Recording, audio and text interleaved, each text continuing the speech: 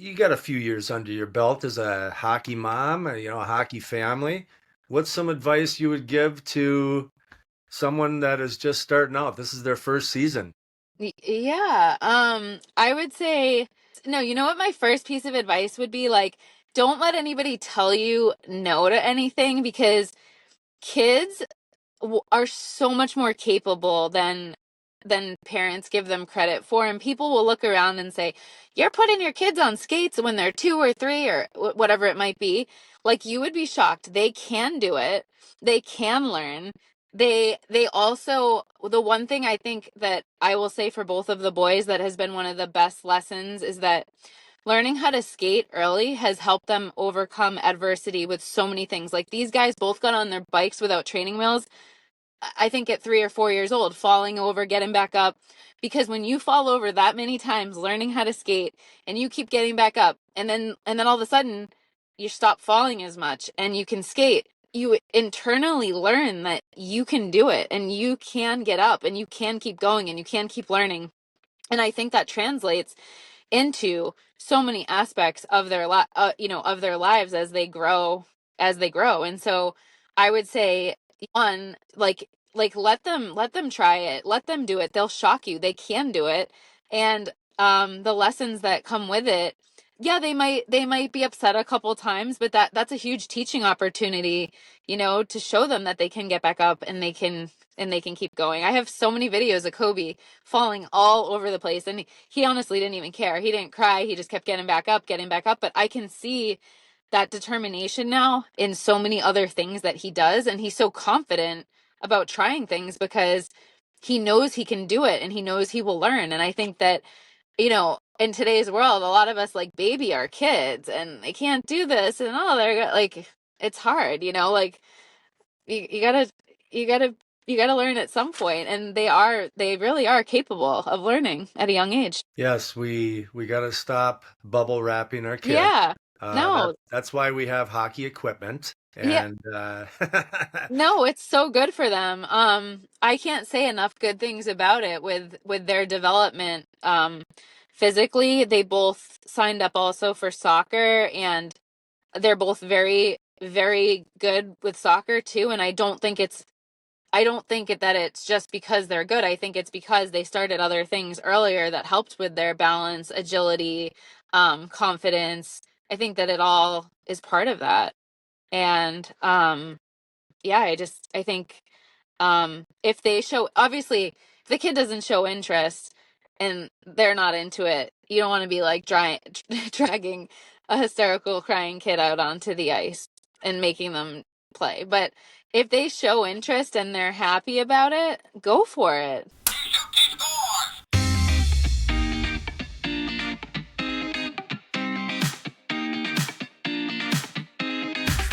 Hi, everyone, and welcome back to the Hockey Journey Podcast, episode number 162, The Magic Puck, with author Sarah Clifford. Presented to you by OnlineHockeyTraining.com, your off-ice, at-home, stick handling, and shooting training program. I'm your host, Coach Lance Pitlick. If you're new here, please make sure you subscribe so you won't miss out on any future episodes. Let's get to the interview. Joining me is Sarah Clifford, the author of the children's book. I got it right here. It's called The Magic Puck. Yeah, I got 3. So I hope that my niece and nephews aren't watching or listening here before Christmas, because that's what you're getting.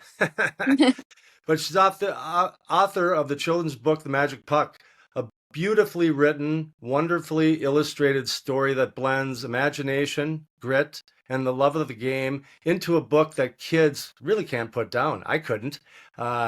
Sarah has taken the sport we all love and wrapped it in a narrative that inspires dreaming big, working hard, and believing in yourself, all while capturing the magic that hockey brings to so many of our lives. She's here today to share the journey behind the book, her writing process, what she hopes young readers learn from the story, and how hockey has shaped her life in unexpected ways. Whether you're a parent of a young player, a coach, a storyteller, or someone who believes in the power of sport that builds character, you're going to love this one. Without further delay, please welcome to the show, Sarah Clifford. Thank you I so got much, Lance, for having me. Yeah, I kind of knocked that intro out of the park right there, but man, that was fun to read, and I'm all excited about hearing the story. How are you today? I am good. Everything is good. Just running around like the crazy hockey mom that I am. Awesome. So you wrote the book, The Magic Puck. Yes. I absolutely love it. So we're going to dive into that in a second, but just kind of give us a brief, background check of you. Where do you live? How many kids you got? Because if you're into hockey, you got a Yeah, kid. yeah, And then, exactly. yeah, and then just kind of build to where you started. This idea Yeah. came into your brain, and we'll just go from there. Yeah, no worries. So I live about 40 minutes outside of Boston in Massachusetts, and I was born and raised in Massachusetts. When I met my current husband, he had a daughter that was 9 who played club hockey, loved it. They were really into the whole hockey scene. He had actually never played other than pond hockey growing up, but just started to fall in love with the sport watching her grow and develop playing, and so when I met her, she was just adorable and so so into it and passionate about the sport, and it was so fun watching her play. And then shortly after that, we had a child, our first son, and before he could even walk, she had said, you need to get him like a knee hockey stick. And so that was always a joke. So before he could even walk, he was actually in his baby carrier, and we took him into pure hockey. And he got his first little knee hockey stick, and he would just hold it in his little baby carrier. And then that turned into running around with it in a walker, and that turned into then wanting to like hit everything with it. And so his love for just wanting to smash balls and foam pucks in the basement just kept growing and growing. And so I guess I always just liked to I would write birthday cards to my friends growing up in rhyme. I just always thought rhyme was really cute, and I liked writing in rhyme. So after looking on Amazon for some hockey books, I was like, oh my God, we've already bought, you know, the handful of young hockey books for the younger kids, more like toddler or young mite. And I'm like, I think I need to write one because there's not much there. And so I actually went on to a couple different hockey Facebook groups and was asking parents who had already lived the journey, like what their kids' favorite parts of the hockey journey were, what stuck out as some of the biggest memories and the things that they took with them throughout their life. And then I kind of worked that into the rhyme, and basically the story, funny enough that your podcast is called The Hockey Journey, it's a children's fun book written in rhyme about the highlights of the hockey journey. And so that's it. And I self-published it on Amazon as just kind of like um, a fun project with the kids. And so, Sienna was a huge inspiration for that. And then now my oldest Brody he's already 6, and then I have my 4-year-old who's also playing mites already, and I think he's wild about hockey. So it's So how been, how yeah. how old were the young ones? Brody, how old was Brody when you started writing the book? So so it's funny. I think I pretty much was like finishing it as my second was being born, and they're under 2 years apart. So he was just about 2 years old. Okay. He had already been on skates. He was already in skating lessons, and the first hockey rink that he learned to skate at, they actually didn't make him be potty trained. They let him take lessons. He was still in a diaper, and he wasn't even 2 years old during his Oh, wow. first lessons. So he started skating before he was 2. Cool. I just wanted something that you said that, kind of an ignition point.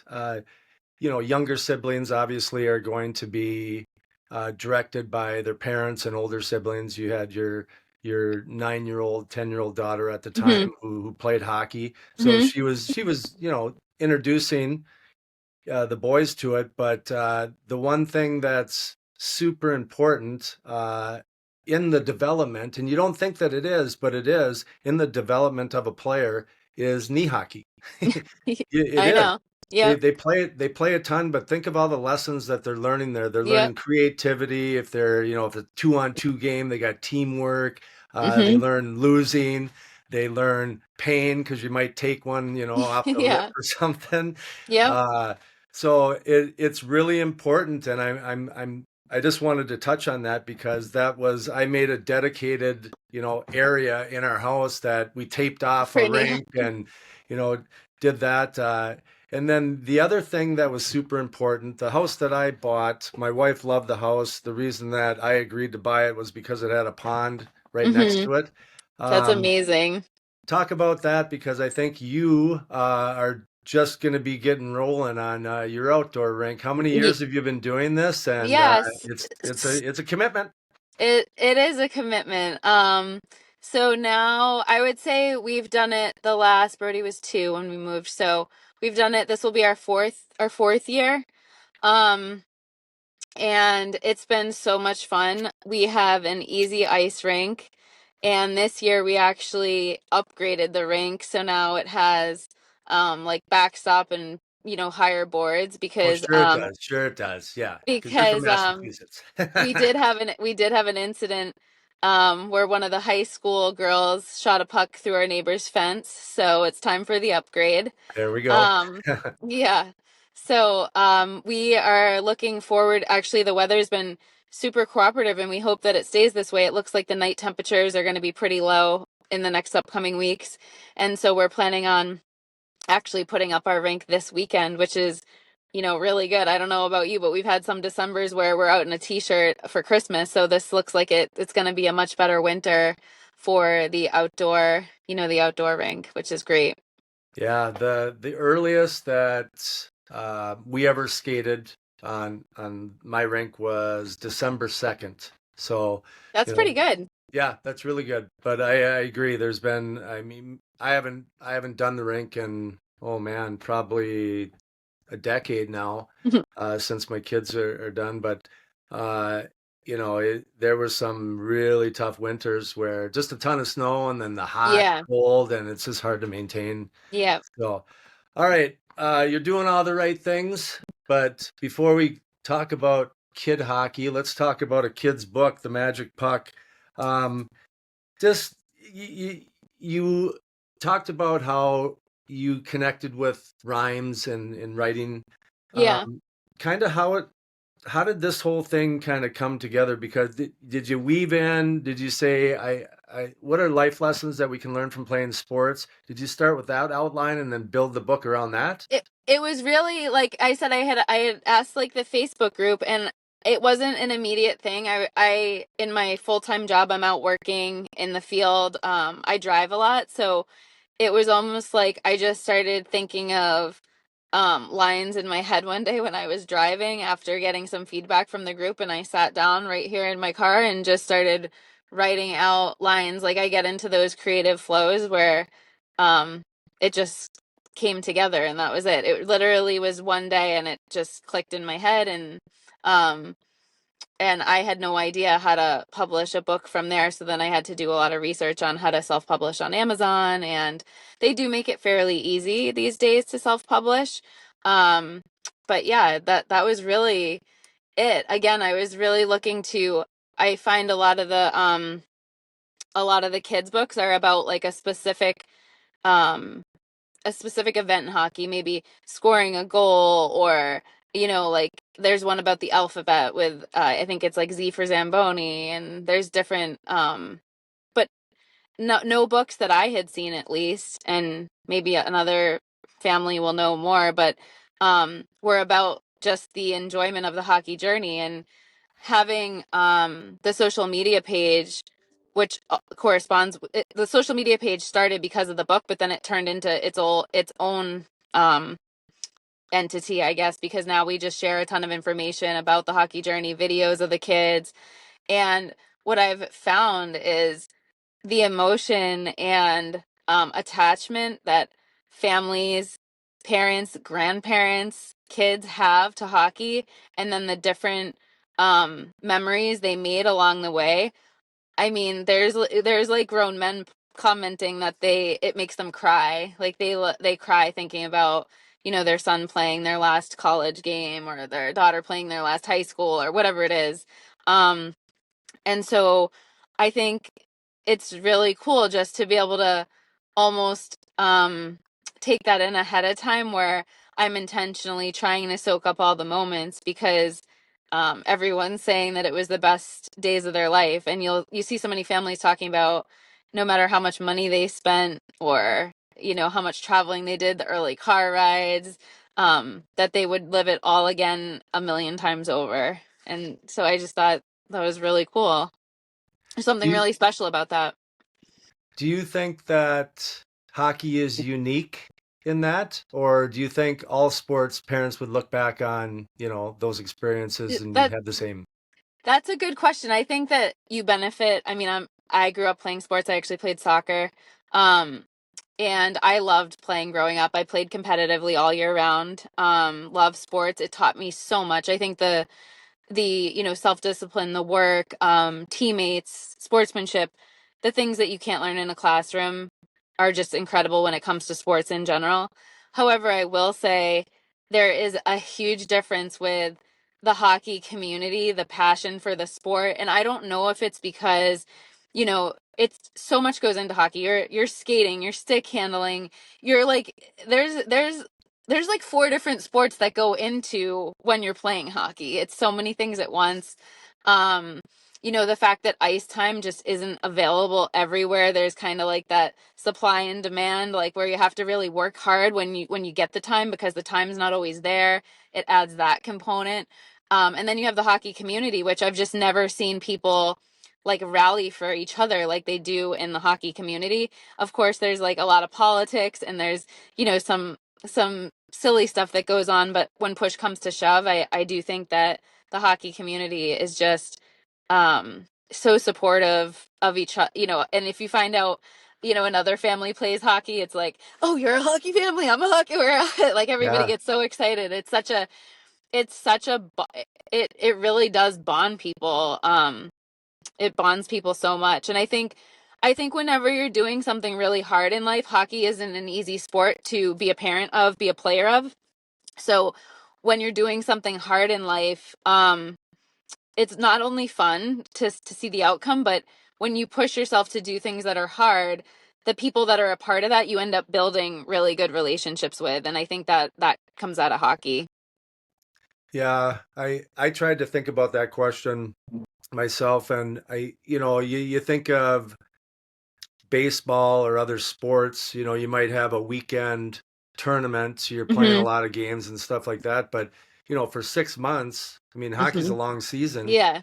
Yep. and you're getting together, uh, especially at Multiple the times a young, week. yeah, multiple times a week, and then, Hmm. before games, you're going out and having an appetizer, an adult Hmm. beverage before the game, and you're with Hmm. people. So it is. I always the first meeting that we had with the parents and players once the teams were picked. I said, "Welcome to your social calendar for the Yeah. next 6 months because Yeah. these are going to be your people." Yep. This is Uh, your new family. yeah, it's so fun. So I want to go back to the book. What a awesome cover! But when you get into it, I mean, each page has. I mean, the illustrations on here are They're just so cute. fantastic. Yeah. How did Amazon do that for you, or did you hire someone to get that Yeah, done for you? I did, and I actually used a site. It's called Fiverr. And I was Yes, I able know to, Fiverr. yeah, Yes. I was able to find an illustrator who would do them for me. I will say it was a bit challenging because he was from um I can't remember if he was from like the Philippines or he was from far away in a warmer climate, and so he was a little bit um he wasn't as familiar with hockey as I would have liked. So we had some corrections with, the skates and the gear, but overall very happy. Like he did a great job. And it was, affordable. And again, I didn't really know at that time it was more for my kids. I didn't think that the book was going to sell a lot. So I wasn't trying to spend a bunch of money on, an illustrator, and so this was a great option. But no, he did a great job. There, it's adorable. The illustrations are adorable. It's amazing. And now you don't even need fiber because with, I know. the AI. apps, I AI know. stuff, I it's know. just moving so rapidly. It is. Um, No, it and that's is. what I love about, your book is the authenticity of it, uh, it might be one of the last books that were written I by a human. I I know. I know it's not hard to put into, into AI, like write me a book on this, this, and that, and I know. No, you're right. Yeah. So who's the rink manager at your house? Are you The rink helping out manager. there, or is that your husband? Wait, our rink, you like Yeah, the the rink? rink at your Yeah, house, yeah, the yeah, rink yeah. at your No, house. he does it. I will shoot, like I actually get out there. I skate. I don't know if I told you this, but this is a whole other dynamic to this story is so I played soccer growing up, and then last year I decided hell with this. Soccer really hurt my knees now at this point anyways, but I joined like a women's learn to play Oh, in awesome. and I joined a team, and so I've done a couple like tournaments with all these moms that have kids that play, and it is so much fun. It makes me so sad that I didn't play hockey because I feel like I didn't know what I was missing, but now I do get out there with the kids. So I skate on the rink, but as far as building the rink, the maintenance of the rink, no, that's all his job, not mine. I'll take the videos and put together the cute clips, and he can do Yeah, all the work. The boys actually got out there last year now and helped him set it all up. So they're getting to the age where fantastic. they can help, and they're so easy to, slide into each other and set up. It's they can certainly help now. So That's fantastic. yeah, so it's a good Um, family thing to do.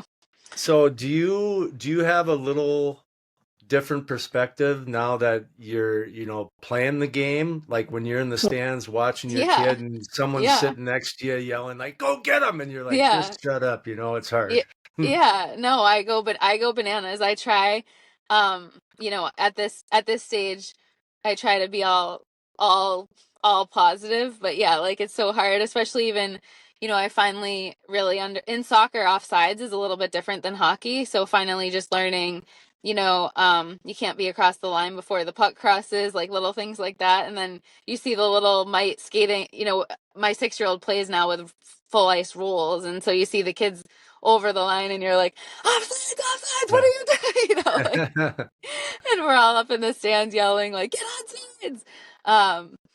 But I mean, I think the parents are more emotional being at these Mike games than they are being at like a Bruins game, which is hysterical. Um, Yeah. but yeah, I I learn something new every time I watch. I love sports, and I think even soccer has a lot of similarities with just I played a lot of 6v6, summer league and indoor with the boards, and so there's still a lot of similarities with the movement of the plays, and it's just so much faster. It's so much faster, and you got to be looking up, but you're stick handling at the same time. What are your teammates doing? Where are they moving to? It's a lot. It is. It's one of the only sports, that's played by a lot of people that you have to learn a skill before you can play the game. Yeah. Um, Yeah.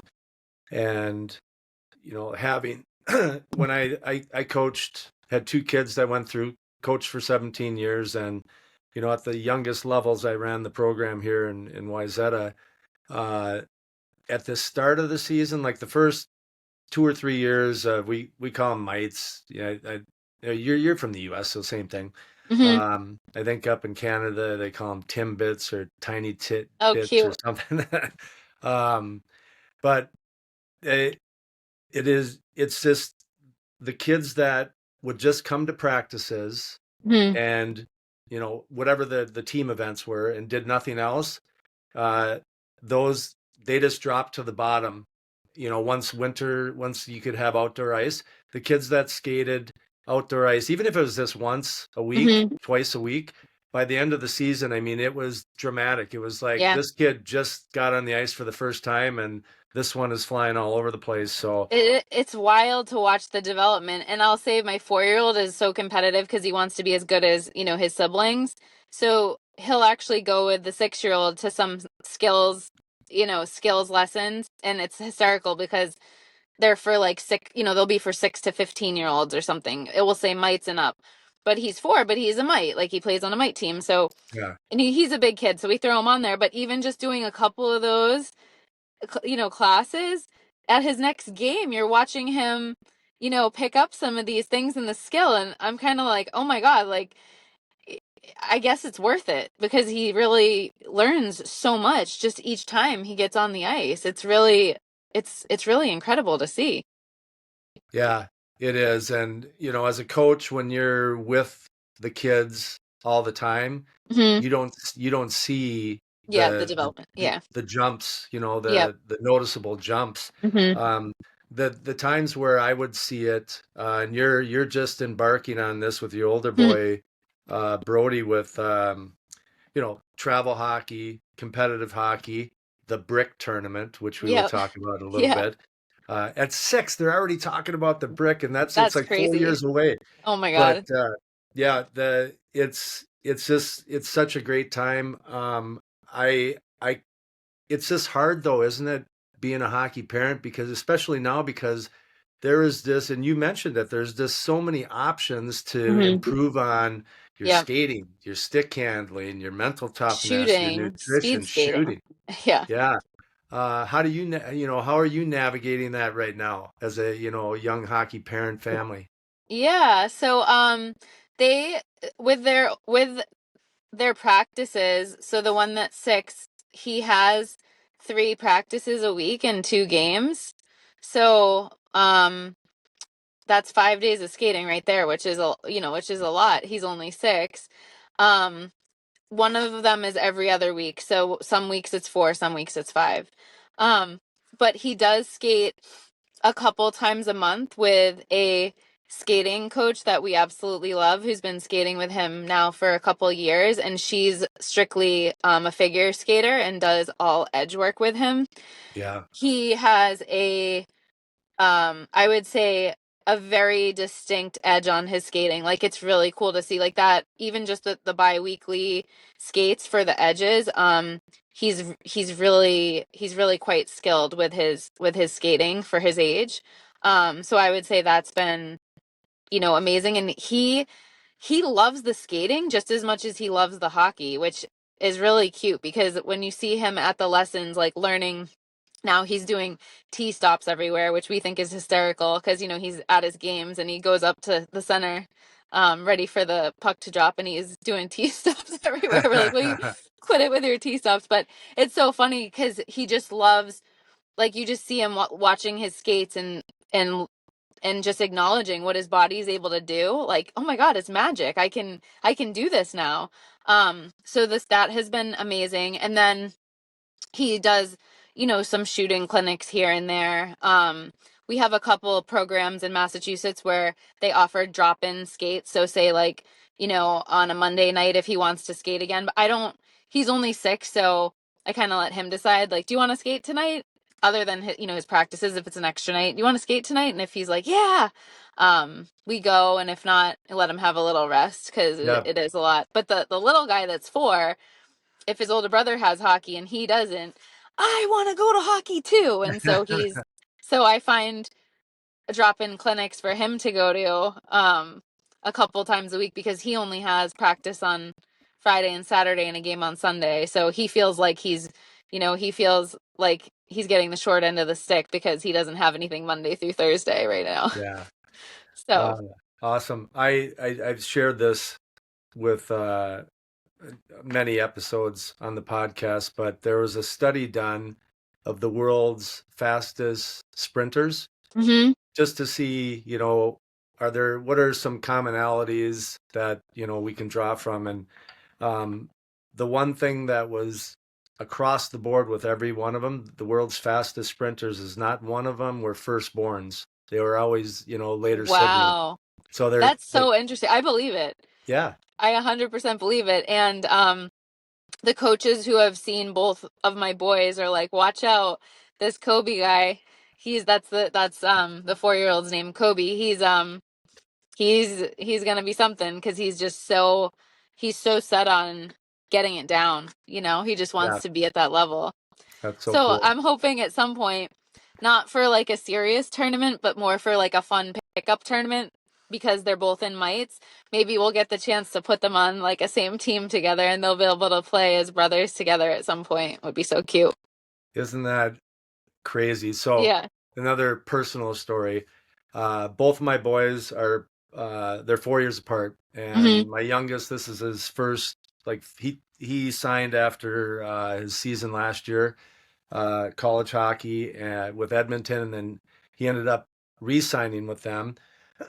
And his older brother, um, that's been their goal to want to play together, and That's they so tried to do it cute. last summer. So they're playing together for the first time this year with Aw, Edmonton's AHL team in Bakersfield, California. So that's awesome. yeah, I so actually have a friend that I knew from my a previous role for work had two boys a couple years apart and they both ended up playing for the Mooseheads like up in Canada yeah, together.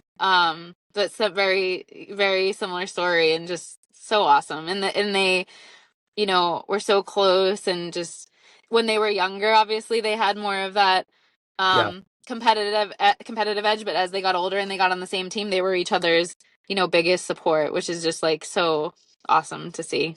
yes. So yes, really cool. My wife and I went out there for their first home game together, so we got Aw. to see that. That was cool. Today's episode is brought to you by HeadsUpHockey.ai. Heads Up Hockey is a premium off-ice training tool that uses the specially designed Heads Up Crush app to help players build real stick handling skills that actually transfer to the ice. With hundreds of guided lessons and progressions, you'll have structured training that feels like a game but makes you better every day. This one is personal to me. I helped develop the training curriculum, bringing my years of teaching experience into every drill so you can get expert level coaching right from home anywhere in the world. If you want to train smarter, keep your head up, and take your game to the next level, check out headsuphockey.ai. Thank you, Heads Up Hockey, for sponsoring this episode. Now back to the show. So, I'm going to give you some unsolicited advice right now. Yeah, go for Okay. it. And I would give it, I've given it to everyone. Your husband, how tall is he? He is 6'5", He's a tall one. Okay. and He's his not, dad, so his father is 6'6", and then my dad is also 6'4", so we get like a lot of height. However, I'm like I'm 5'5", probably 5'4.5", 5'5". you're not as tall as the rest of the gang, but you No, rap to the beat just the same. no. So here's the unsolicited advice. A lot of big kids, they, the game comes a little easier to them just because of their size. And I have undersized kids, so I'm on the different side of the We're on perspective. opposites. Uh-huh. Yeah, those little guys, they chase those big guys, kind of like the older brother or whatever, and they don't give up, and they're scrappy. A lot, Hmm. not all of them, but there's And they're some that, fast. and well, they are fast because they have to work so doggone hard. They're a lot more tired than the big guy. But all I say is that you're lucky that you have that advantage right now. Take advantage of it, but do this one thing: be the hardest working player on the ice Love every that. day, every shift, and then you don't let those little guys catch up. Yeah, Catch I up love with you. that. So that's my little advice. Okay, we talk. I want to again. Let's go back to this. Who is this made for? Like, who did you write this for? How old are the kids? Who's buying it? So people know. Yeah. So I would say I wrote it with the intention of like as you were getting into the hockey journey and then probably learn to play in mites. I think once kids are probably 9 or 10, they may start like outgrowing it. But again, it's like a cute little rhyme, so it may not because if they're just learning how to read, it still would be a really cute short read for them, Oh yeah, So and um moms and dads reading them. Grandma yeah, and grandpa's exactly. reading it. Yeah. Yeah, exactly. I think of it, my goal when I think about it was, people think of like the Polar Express or the Grinch Who Stole Christmas.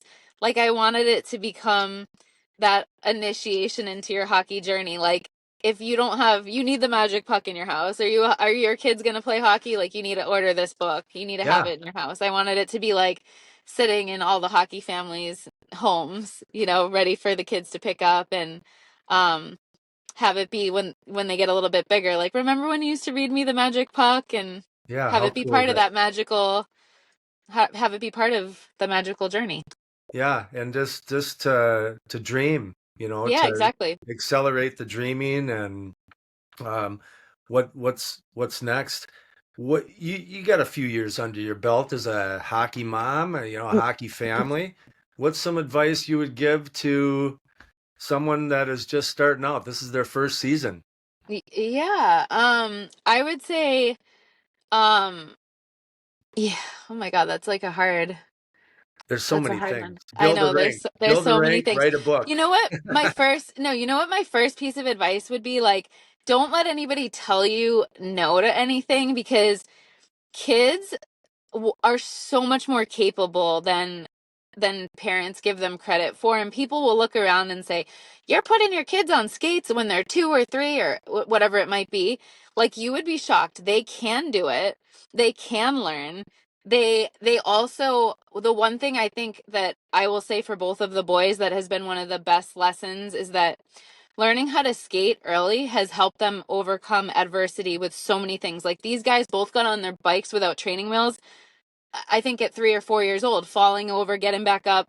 Because when you fall over that many times learning how to skate, and you keep getting back up, and then all of a sudden you stop falling as much and you can skate, you internally learn that you can do it, and you can get up, and you can keep going, and you can keep learning. And I think that translates into so many aspects of of their lives as they grow. And so I would say, one, um like let them try it, let them do it, they'll shock you, they can do it.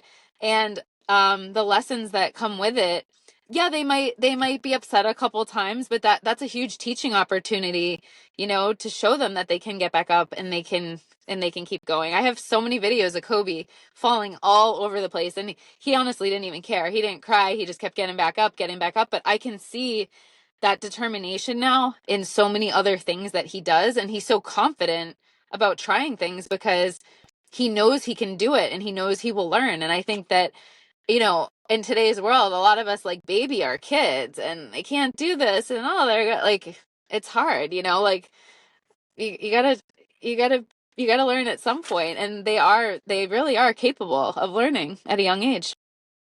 Yes, we got to stop bubble wrapping our kids. Yeah.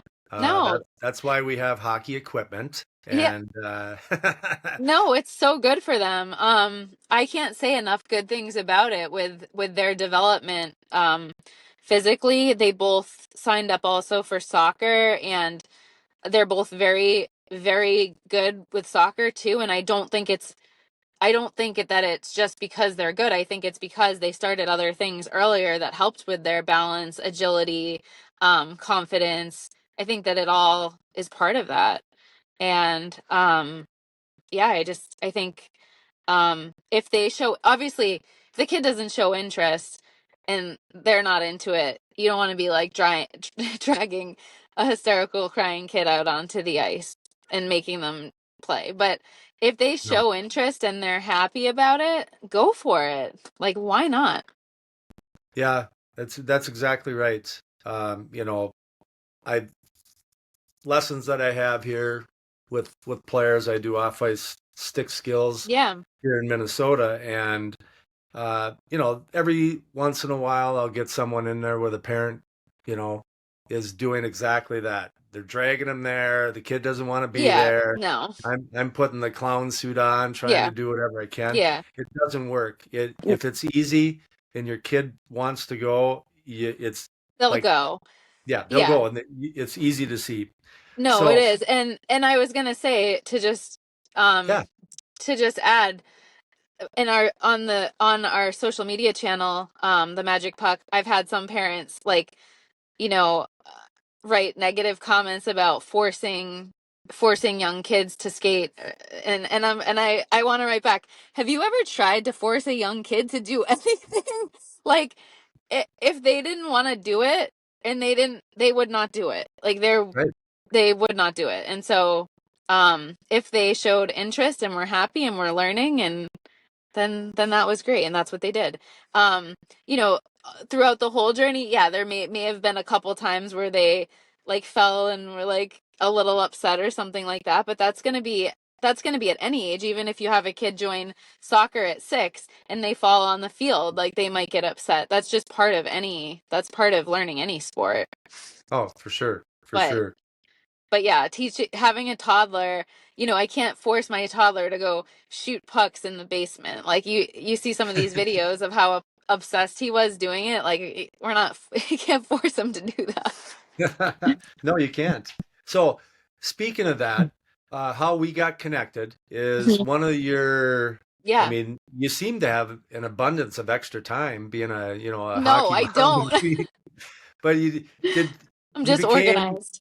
you became an influencer, Hmm. maybe by chance, but you were contacted by Michael Fitzgerald, who Yeah. is the It heads up creator of hockey. Heads Up Hockey. Yep. Um, Talk about that product because the first time that I saw it, I had Michael on the podcast. He called me and he Oh, said, "Hey," awesome. he He's said, great. I'm coming out with this stick handling product. If you're looking for a guest on the podcast, I had him Hmm. on, and he was a great interview. I just love his passion, and he's Yeah. really smart. A lot like not. I'm down here. He's like up here. Yeah, I'm he's very smart. bright. Um, but I had shoulder surgery right after we had the interview, and he sent me out the stand and everything. And Hmm. it was like 5 or 6 days after my surgery, and I had my son set it up quick for me because I just need to get out of, stand up and do something. So I'm playing this thing with one arm and for like a minute. And I called him and I said, dude, don't know if you need any help with this, whatever you got envisioned, but I'd love to be a part of it. And that's how it Aw. started. So, um, talk about that product specifically. What are your thoughts on it? Yeah.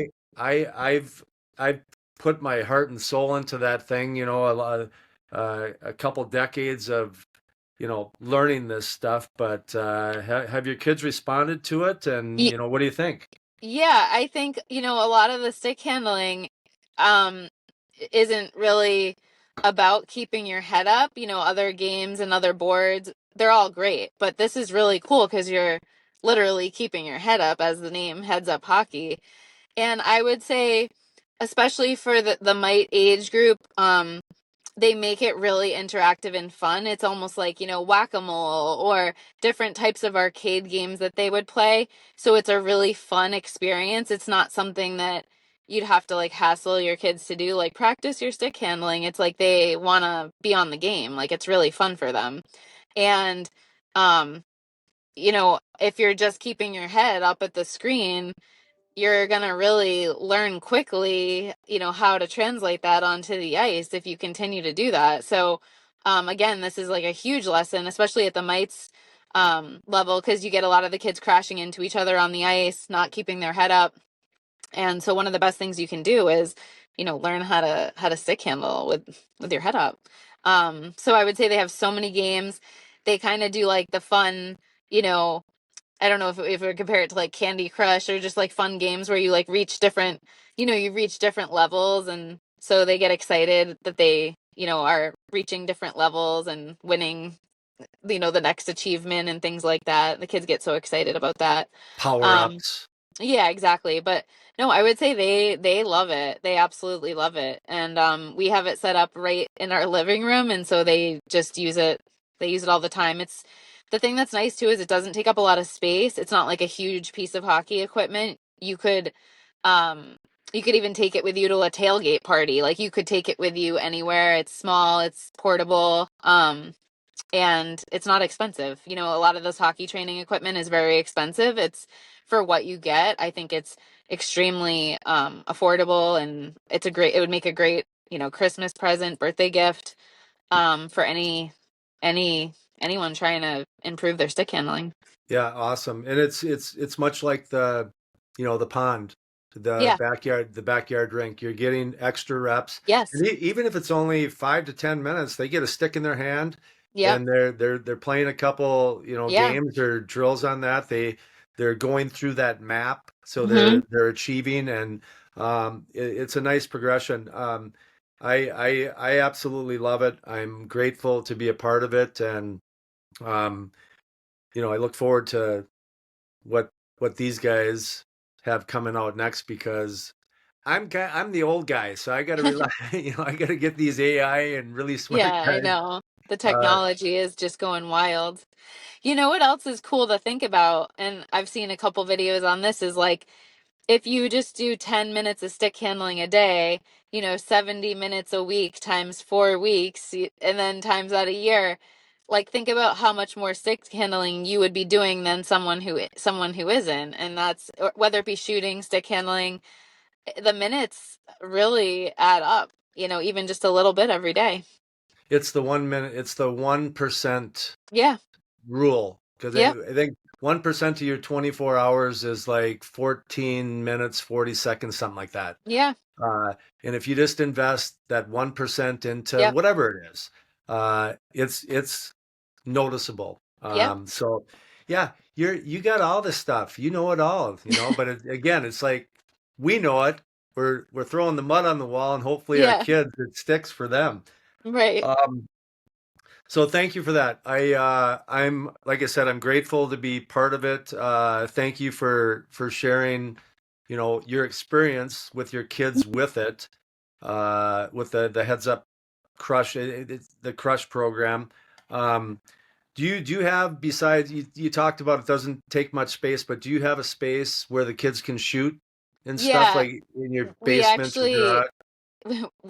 they're so spoiled they don't even know it. We do have the hockey shot tiles in the basement with the full tarp and shooting area for them. So they have the easy ice rink in the winter, and then they have the hockey shot tiles in the, all year round to practice. So um they have a lot of different tools that they can definitely improve their game with. But they go down in the basement almost every night. They love it. So here's another little backstory connection with us, is that Hockey Shot used to spend close to $300,000 with me Wow. uh, around this time, Christmas time, because I owned a company called Sniper's Edge Hockey. So we had Yes. You the told me that. tie, we had all that stuff. I Uh-huh. started the company, it was called Sweet Hockey. So when that company was started, there was a company called Milek, I think, and it was for Uh-huh. roller hockey. And they had like sport court tiles, but it was specific for roller hockey. So I worked in high school for a plastic injection mold company. It Hmm. was it was my That's funny. one of my coaches. I'd go there and sweep up. They'd take me 10 minutes. They give me $20 or whatever. But I went there with an idea, and it started a company. So we we usually get this order from Hockey Shot every Christmas, and all of not be, usually we get that order probably in August, for Christmas, but all of a sudden we didn't get an order, and we're like emailing them, "Hey, you getting your order in there?" And they didn't order. We never They just ghosted us, and then they came out with their product line that you see right now. Oh, Uh, so got it. so a little healthy competition, and Yeah. some of the stuff I was pissed about, because I'm like, come up with something on your own. But, they made some really good improvements. And I think that if you see how that sector has expanded to where Yeah.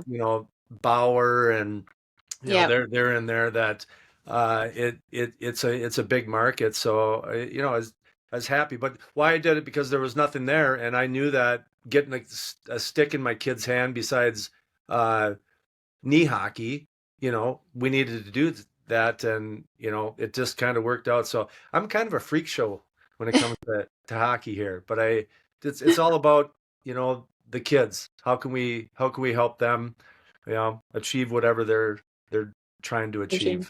Yeah, no, I love that. Um, what else do I got here for you? We're getting pretty close to wrapping. I didn't think it would be this long. It's almost an hour, Sarah. You're kind of a chatty one. I can talk. Yeah, you can talk. So, any advice for, not advice, I know we already talked about that. How can people get this? Where can they buy this? Yeah, so I mean, everyone in the hockey community has to go on and buy it because then it will help us to fund all these hockey children. I'm There just we kidding. go. There we go. So no, it's just on Amazon Prime, and it's the one on Amazon is a hardcover, so it makes a really nice gift. You have the hardcover, I yeah. do have the Yeah, hardcover. you have the hardcover. It's just on Amazon Prime, and I think now even people from different countries can buy it when they're on their online Amazon too, because I see um like different countries light up that are purchasing it, which is kind of cool, That- you know. That's really Need to cool. do some marketing in like Finland and Norway over where Let it's me know. I know a nice and couple cold. people. Yeah, yeah. No, I need to get it. I need to get it out over there, but it's just been so fun because again, it started out as a little family project and then I started posting videos about it and then the videos were doing so well just on sharing how the boys got started in hockey and it kind of grew from there. But I think you would ask me too. I did actually have so I had social media experience and a couple other brands that I had developed over the years. So I did have the I did have the experience with like developing content and understanding how to do it. So I think that was obviously really, really helpful. But um, now between I think we have over 7,000 on Facebook, 14,000 on Instagram, and 47,000 on TikTok or something. I mean, Wow. yeah, Cool. crazy. So Really cool. yeah, and it's fun to do partnerships and again, like we want to try and use everything and be able to give feedback. And I think what's funny about hockey is some people, because it is so competitive, will like quote gatekeep what they do for training. But I mean, we just share what we do. We're not trying to hide anything. Um, That's awesome. I thought that was funny. Yeah. So I have to just thank you for wearing your seatbelt for the whole interview. Safety It's a first. wild ride. The hockey journey, it's a wild ride. So the last thing I want to talk about is what you're just embarking on, which is the Brick Tournament. It's a Well, tournament in Edmonton, yeah. Alberta. It's at the West Edmonton Mall. And for all of you out there who've never heard of it, that mall has a mini rink right in the center of the mall. It has a glass roof. It's like two or three, I think there's 2 stories of fans or 2 levels, and then it's the big glass roof. I mean, it's in the middle of the mall. That's It's so hot cool. as heck. Um, I'm just going to tell you how serious this tournament is. It's competitive. So I've been to that tournament 3 times. My oldest got to play in it twice. He played in That's as an incredible. underage. Um, and the first year that we went there, um, I before I even went to the tournament, the year before, I flew out there with one of my coaches, and from the minute that we, got in our car to go to the airport and got back home to Minnesota, how can we help these kids optimize energy, recover, all this stuff, motivate, and it's a big deal. And now I find out that at 6 years old, they're already marketing Oh the my brick God. tournament that this Yeah. is the brick team. So your kid, he got asked to be on this brick team that's a 4 years later tournament. Um, the commitment, I think you said it was like 7 tournaments, but I don't think you have to play No, in the all of team. them. So he didn't get asked yet, but he's in the process of playing for the team that eventually goes. Right, So right, they right. start, yeah, so they Yeah, start, right. So, they're um, funneling the kids. yeah, They're yeah, identifying. yeah. So Yeah, we'll see what happens. Don't want to put too much pressure on him, but he's funny because he watches, YouTube and the young hockey players, and so he already knows what it is. So he's like telling us like, I want to go to that tournament. It's so cool. And we're like, okay, okay, buddy. Obviously we'll support him whatever he want if he thinks he wants to try to go and get there. Um, but there's just only a couple teams in the Northeast, as far as I can understand. One from Connecticut and one from out of New England Sports Center, yep, the Junior Bruins, that actually go to that tournament. So you really don't have like a ton of options of teams to play with, because there's just not just any team. Any team can go. There's certain like qualifications that teams have had over the years with the organizations right. to be a part of it. So we'll see what happens. But he's in the I don't want to jinx him, but he's in the stages. He like made it past the first tryout. So we'll see how he does at the second one, and if he earns a spot to play in some of these tournaments this year. Yeah, no, it it starts early. I remember the first and another bit of unsolicited advice for you, Sarah, and um, and I was lucky that I learned this early. So maybe because I played in the NHL, or probably not. It has nothing to do with me playing in the NHL. My son, he started early, getting pretty good, but you get contacted with from people from out of town saying, "Hey, we're going to Fargo, we're going to Toronto for a tournament. Your Yeah. kid want to sub on that?" And when I retired, my wife and I, we had a cabin, and I like going up there. But that first summer, we had didn't even know it. Didn't even know it. It's just like, people would call and, you doing anything this weekend? Can your kid play? And all of a sudden, you're playing every weekend, I, and you have no cabin time. Uh, so we got into early September that year, and my wife just said, "We're not doing this again." You yeah. know, Yeah. Homie, don't play this game. No, I know. So, We pick your usually spots. take off the month of August, and we did already talk about that as far as tournaments. Like, we don't want to overdo it, but of course it'd be really a fun experience to be able to go to a handful, and it's Oh, more for just sure. the experience is so fun. And I mean, I'm one of the parents, like, I really enjoy the tournaments and the travel and like the whole atmosphere of it all. Like, I genuinely enjoy it. The kids enjoy it. So I kind of look at it like I guess a vacation for us with some hockey Yeah, sprinkled in it, you know?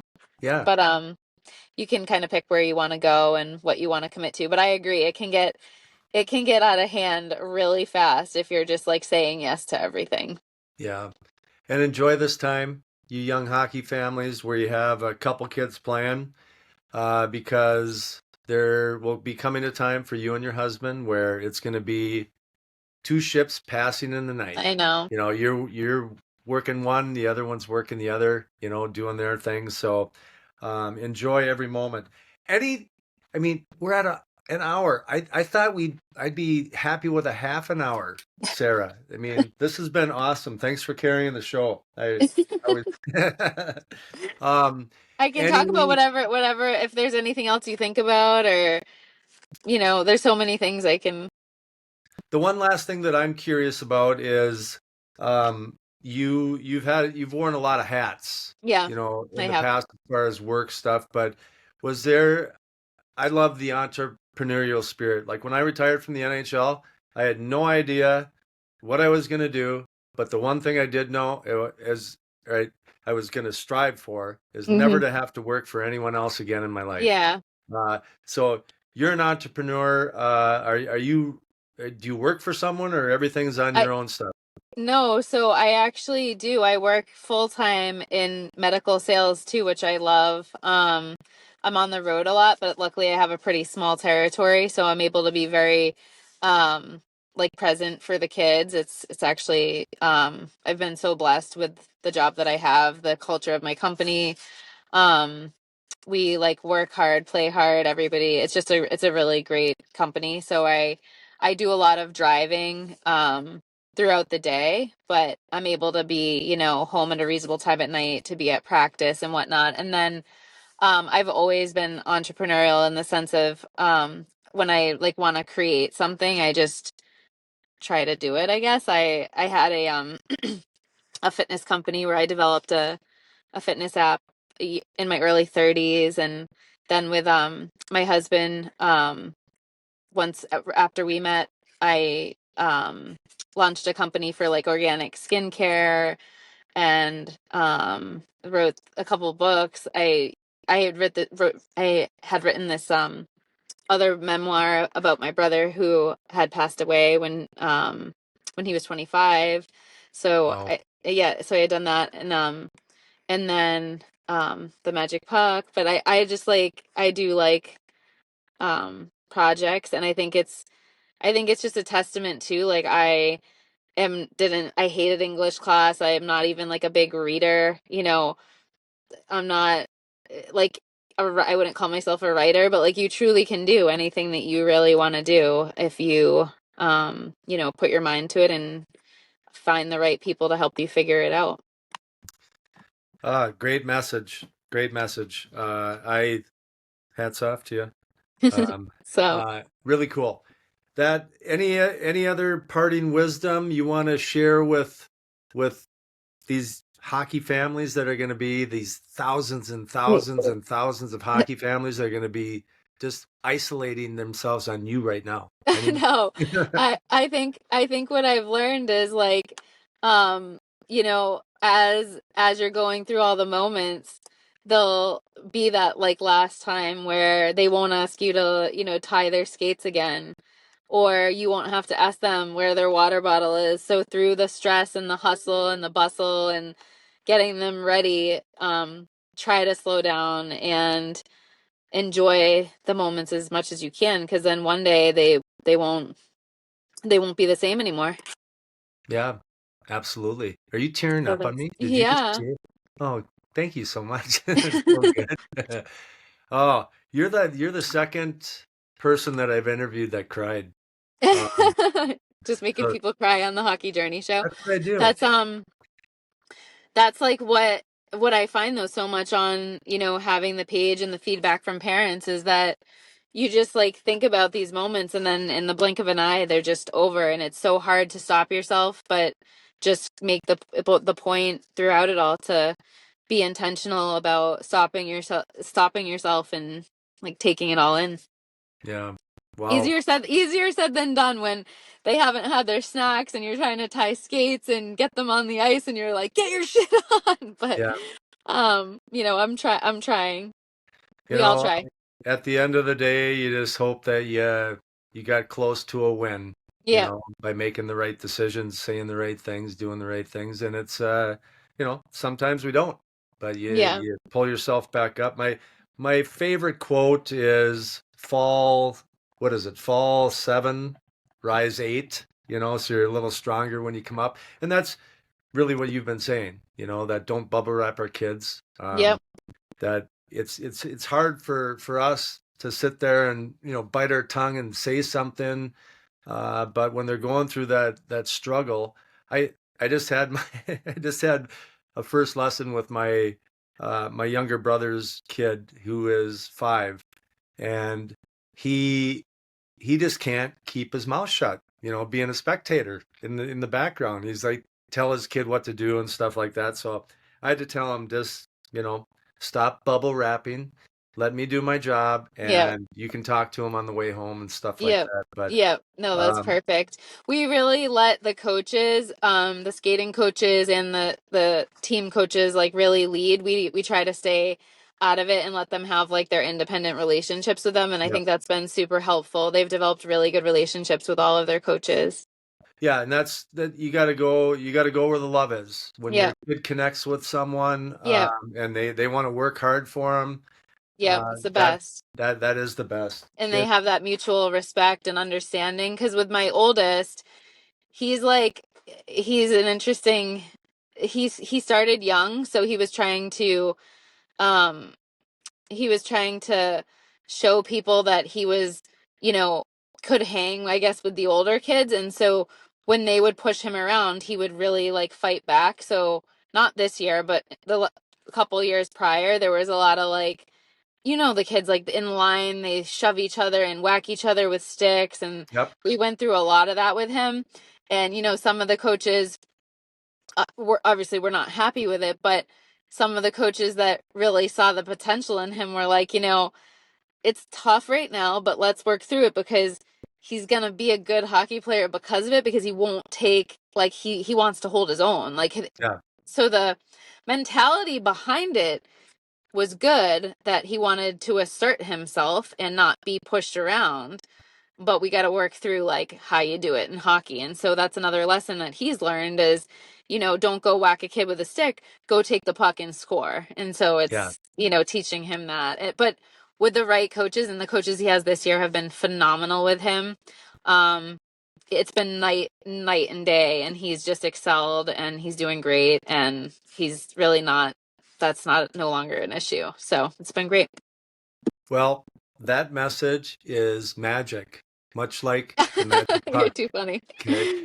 Uh, One more time, how can people get this before Christmas, the Yep, they have to holidays here? go to Amazon, type in the Magic Puck, Sarah Clifford, and And no, look for and this thank you. picture. Look for that And I picture.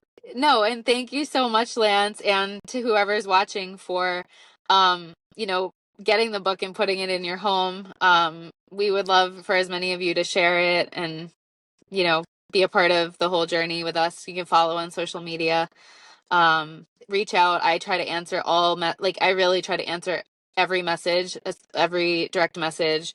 um and people have questions all the time about getting kids on skates. What do we do? I really try to answer as much as I can. Sarah, thank you so much for joining me today and sharing the journey behind the Magic Puck. What a cool book. And here it is one more time. Um, I love the stories that remind us of the magic in this game, not just the goals and the wins, but the belief, the imagination, and the heart that hockey brings out in people. Your book captures all of that beauty. So thank you, Sarah. Thank Uh, you. for everyone listening, if you have a young player in your life or just want to bring a little hockey inspired positivity into your home, I highly recommend grabbing a copy again of the Magic Puck. I'll put the links in the show notes so you can find Sarah's work, follow her latest projects, and stay connected as her writing journey continues. As always, thanks for tuning into the Hockey Journey podcast. Thank you, Sarah, Thank you. for being here, and for all you listening out there. Keep working, keep dreaming, and keep finding the magic in your own hockey journey.